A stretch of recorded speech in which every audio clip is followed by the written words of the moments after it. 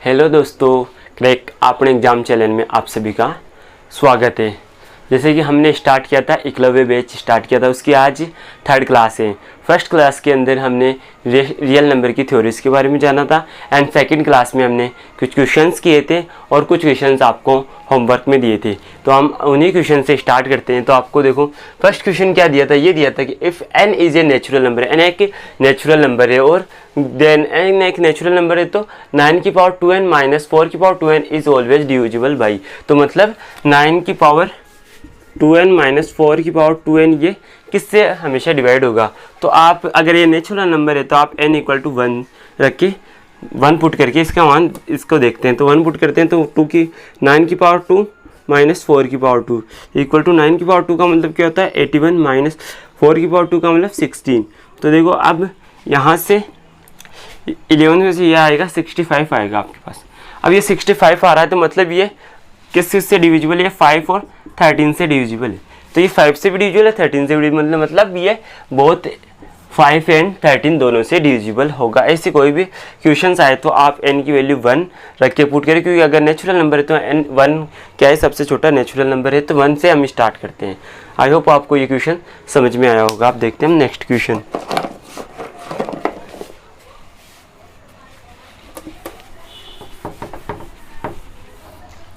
Next question दिया हुआ है, if root 11 minus root 7 upon root 11 plus root 7 equal to a minus B and root 7 then a plus B is equal to. तो a, पहले सबसे पहले हम इसका क्या करेंगे, रेशनलाइजेशन करेंगे। जैसे आपको क्या दिया हुआ है, under root 11 minus under root 7 upon में under root 11 plus under root 7। तो आपको इसका क्या करना है, रेशनलाइजेशन करना है। रेशनलाइजेशन करना है तो यहाँ जो डिनोमिनेटर में जो साइन होता है वो उसका अपोजिट साइन हम लेते हैं।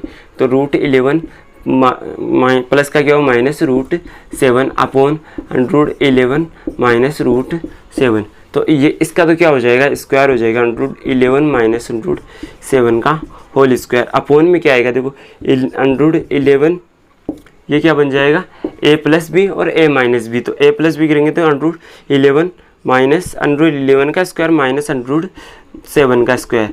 ये क्या होता है, a plus B into A minus B. तो इसको इस तरह समीकरण का मान क्या आता है, ए स्क्वायर माइनस बी स्क्वायर।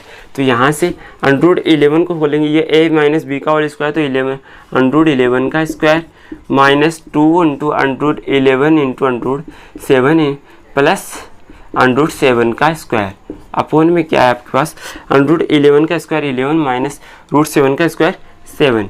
अब देखो यहाँ 11 का स्क्वायर 11 और प्लस 7 का स्क्वायर 7 आ गया, माइनस 2 इंटू अंडरूट 11 इंटू इसको क्या लिख सकते हैं, 77 लिख सकते हैं।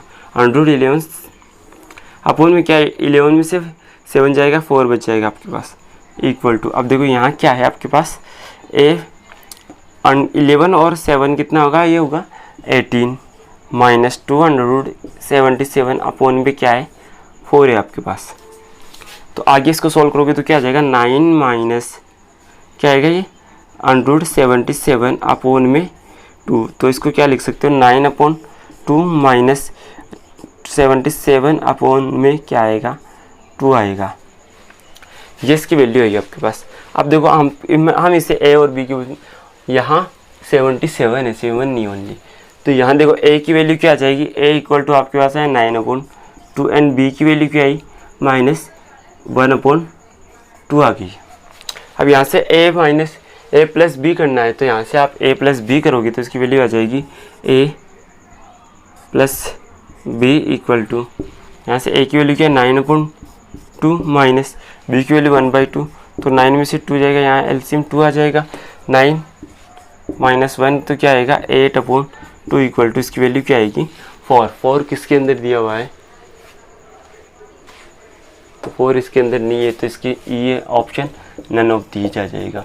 तो इसका ऑप्शन क्या राइट आएगा, नन ऑफ दीज, क्योंकि देखो आपने पहले ये दिया हुआ अंडरूट 11 माइनस अंडरूट 7 अपॉन में अंडरूट 11 प्लस अंडरूट 7 दिया हुआ। तो इसको क्या कहते हैं, रेशनलाइजेशन में क्या करते हैं कि जो डिनोमिनेटर में साइन होता है उसका अपोजिट साइन लेते हैं। अगर प्लस हो तो माइनस, माइनस तो प्लस साइन लेते हैं। तो यहाँ प्लस दिया हुआ तो हमने माइनस साइन ले लिया। अब माइनस साइन लिया तो यहाँ से देखो a plus B into A minus B, तो A square minus B square होता है। और यहाँ क्या बन जाएगा, ए माइनस बी का होल स्क्वायर बन जाएगा। इसको खोलेंगे तो अंडर रूट 11 का square minus 2 into under root 11 into under root 17, 7 plus under root 7 का स्क्वायर। तो यहाँ देखो 11 से अंडर रूट 11 का स्क्वायर 11 और अंडर रूट 7 का स्क्वायर 7 आ जाएगा, minus 2 into under root 11 into 7 तो 77 आ जाएगा अपॉन में 4। तो यहाँ क्या हुआ, अंडर रूट यहाँ 11 और 7 क्या आएगा 18 और यहाँ माइनस 2 अंडर रूट 77, तो 18 माइनस 2 अंडर रूट 77। अब आपने इसको सोल्व किया तो यहाँ 9/18 को यहाँ से डिवाइड करते हैं 9/2 आ जाएगा, माइनस यहाँ क्या आएगा, सॉरी यहाँ, हाँ यहाँ भी 2 से कैंसिल है, 2 आ जाएगा 7। तो यहाँ से a का मान 9/2, b का मान -1/2 आ गया। अब देखो यहाँ से a प्लस b करोगे तो 9/2 माइनस b का मान माइनस है तो -1/2, तो 9 माइनस 1/2, तो यहाँ से 8/2 तो इक्वल टू 4 आ जाएगा यहाँ, जो कि ऑप्शन में नहीं दिया हो। तो इसका मतलब इसका ज्ञान क्या जाएगा, नन ऑफ दीज आ जाएगा। आई होप आपको ये क्वेश्चन समझ में आया होगा। अब हम देखते हैं नेक्स्ट क्वेश्चन के बारे में।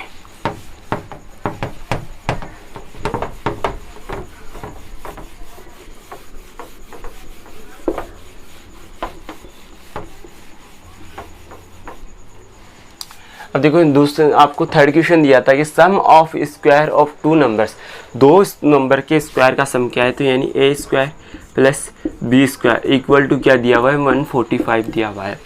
सम ऑफ स्क्वायर टू नंबर, दो नंबरों का स्क्वायर क्या है ये दिया हुआ है आपको।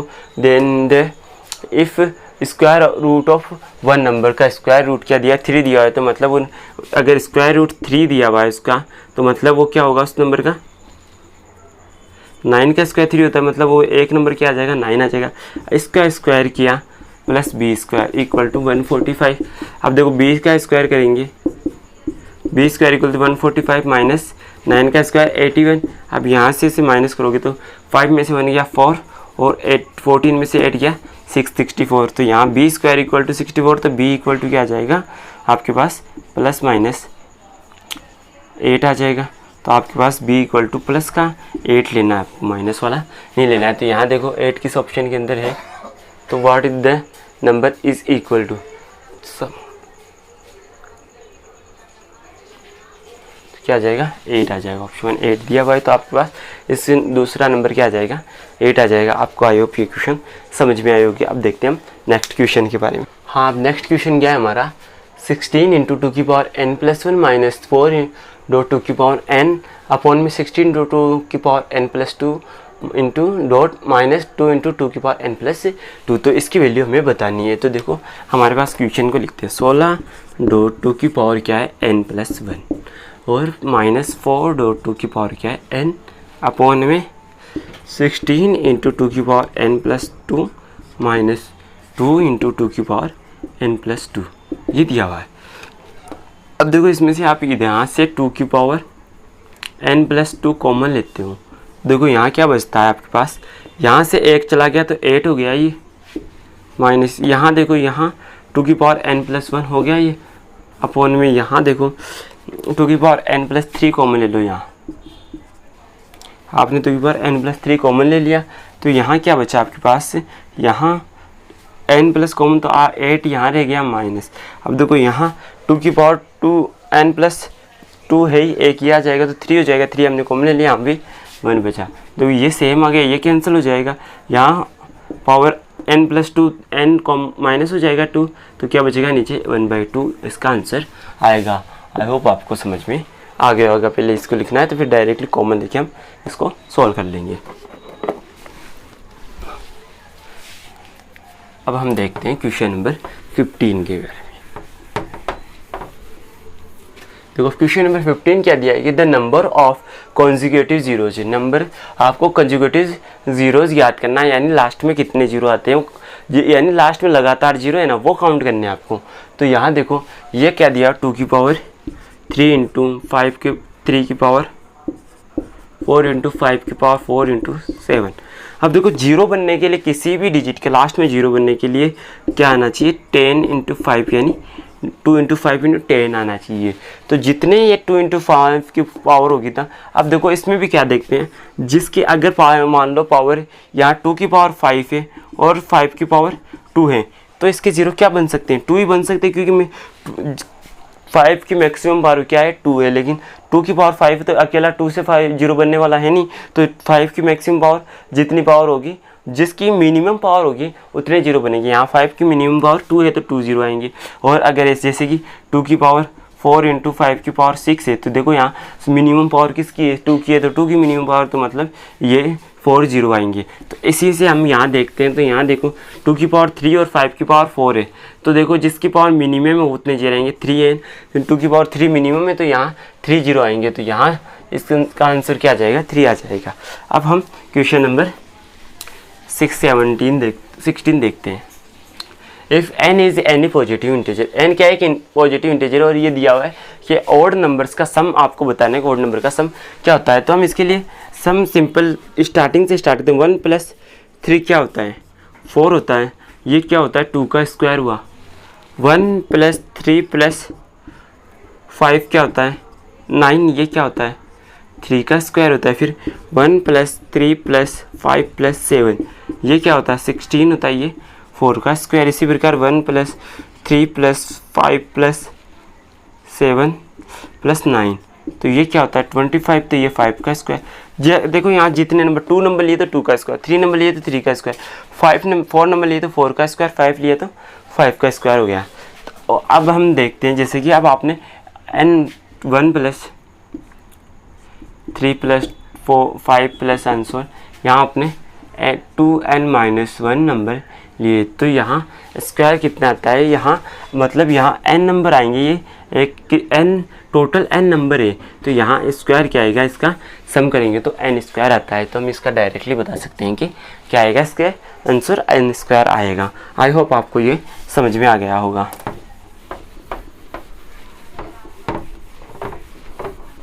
अब देखो क्वेश्चन नंबर 17 देखते हैं। 17 के अंदर देखो क्या है कि द लास्ट डिजिट ऑफ 6 की पावर 500। तो अब आपको इसमें भी 6 की पावर 1 देखो, 6 की पावर 1 में यूनिट डिजिट 6 आता है, 6 की पावर 2 में यूनिट 36 आता है, तो यूनिट डिजिट यहाँ भी 6 है।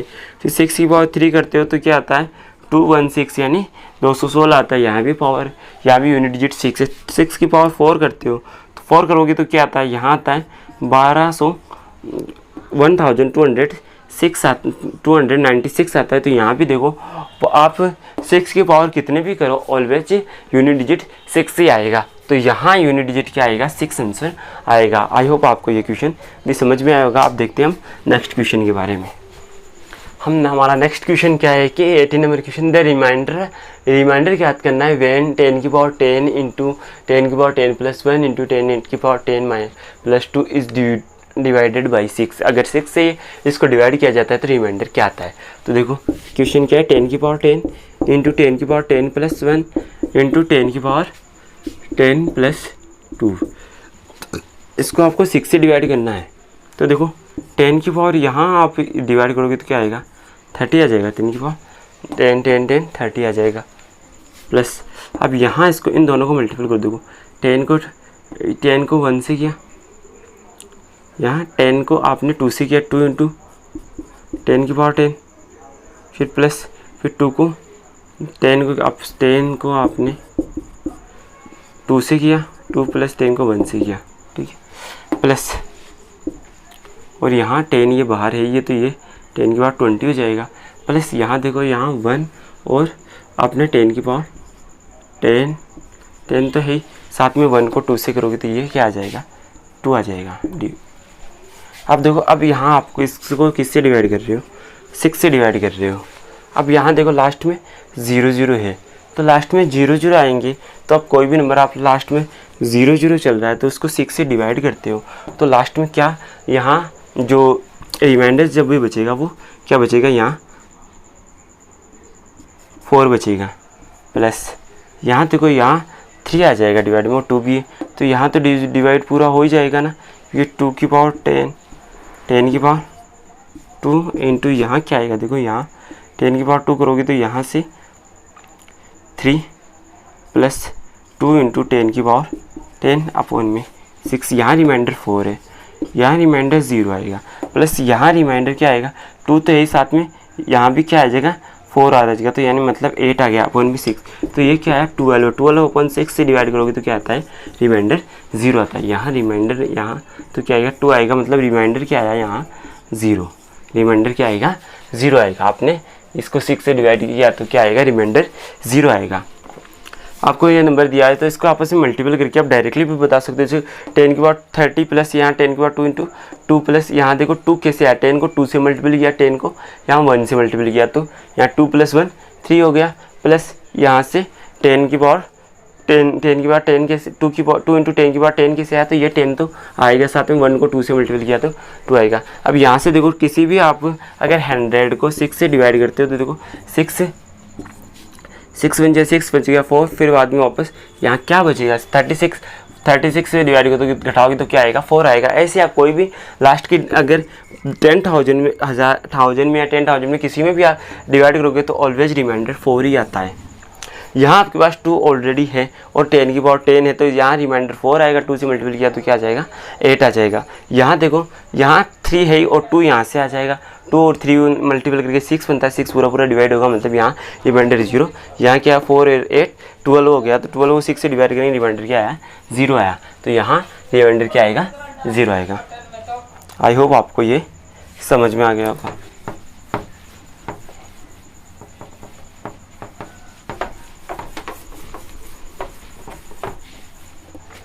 अब देखो नेक्स्ट क्वेश्चन क्या दिया हुआ है। नेक्स्ट क्वेश्चन ये दिया हुआ है कि इफ़ 4 की पावर x इक्वल टू क्या है 8x है, 4 की power x equal to 8x है, तो आपको वैल्यू बतानी है x/y - 1 की। तो यहाँ देखो x पहले x और y की वैल्यू नहीं है, जिससे 2 की पावर 2x लिख सकते हैं, या 2 की पावर 2 आ जाएगा इंटू x है, इसे 2 की पावर 3 इंटू x, यहाँ किसका मतलब क्या आता है 2 इंटू 2 की power x equal to 2 into 2 की पावर 3x। यहाँ 2 अगर बेस सेम हो तो पावर भी क्या होती है सेम होती है, 2x इक्वल टू क्या आएगा 3x। तो यहाँ से x की वैल्यू क्या आ जाएगी, यहाँ आपके पास क्या आएगा, सॉरी y है ये,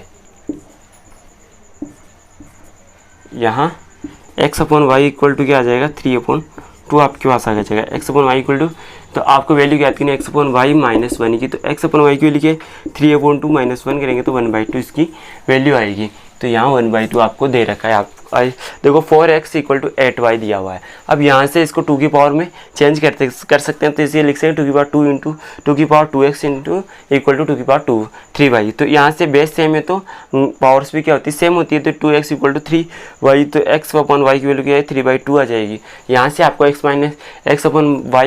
1 की वैल्यू फाइंड करनी, तो x/y की वैल्यू क्या 3/2 - 1, तो यहाँ से इसकी वैल्यू क्या आ गई 3/2 में से 1 जाएगा तो क्या बचेगा 1/2 बचेगा आपके पास। तो आई होप आपको ये भी समझ में आ गया होगा। अब हम क्वेश्चन नंबर 20 देखते हैं।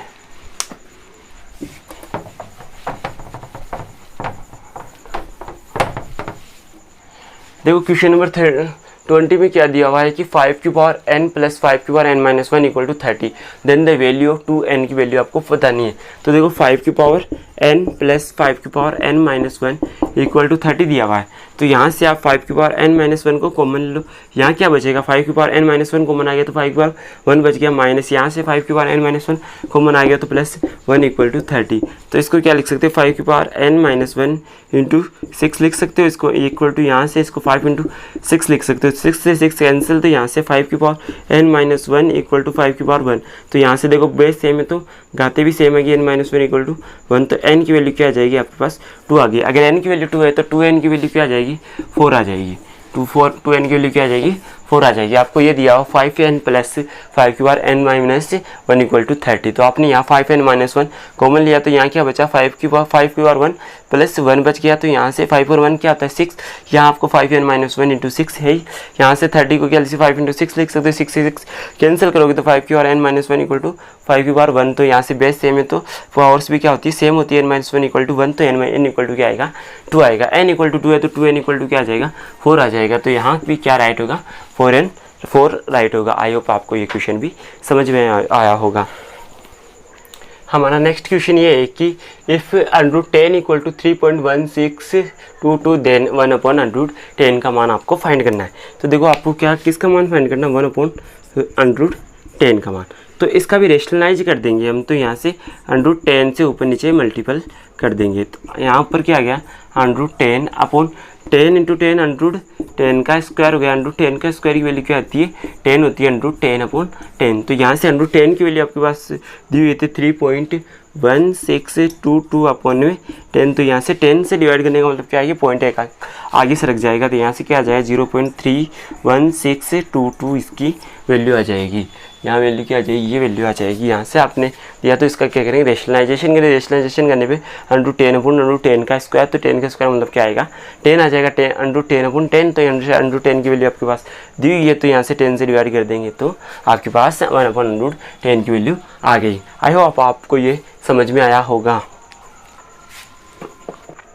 आज की क्लास में हमने 10 क्वेश्चन किए हैं, आगे भी हम और ऐसे अच्छे क्वेश्चंस लाते रहेंगे। हमने फर्स्ट क्वेश्चन में नंबर थ्योरी पढ़ी, नंबर थ्योरी के बारे में इस पर रिलेटेड कुछ क्वेश्चंस पढ़े। अब हम नेक्स्ट क्लास के अंदर हम अलजेब्रिक जो आइडेंटिटीज है उनके बारे में पढ़ेंगे, और फिर बाद में उसके बारे में उससे क्या क्वेश्चंस एग्जाम में बन सकते हैं वो पढ़ेंगे। आई होप आपको ये क्लासें अच्छी लग रही होगी। आपकी ये क्लासें बहुत बेनिफिशियल है।